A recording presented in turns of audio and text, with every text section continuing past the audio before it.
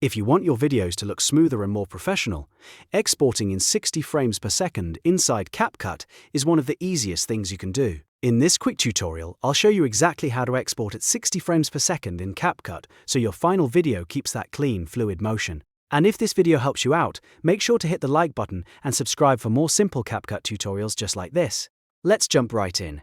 Once your edit is finished, look to the top right corner of CapCut and click Export. This opens the Export menu, where you can control the final settings for your video before saving it. In the Export window, find the frame rate dropdown. This is the setting that determines how many frames per second your exported video will use. Click the dropdown and select 60 frames per second.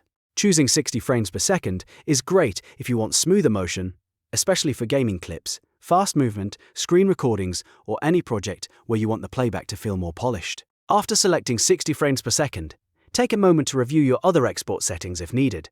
Then click Export again to save your video.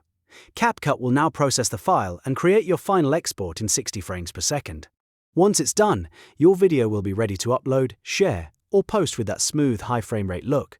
If this tutorial made things easier, don't forget to like the video, subscribe to the channel, and turn on notifications so you never miss the next CapCut tip. Thanks for watching, and I'll see you in the next one.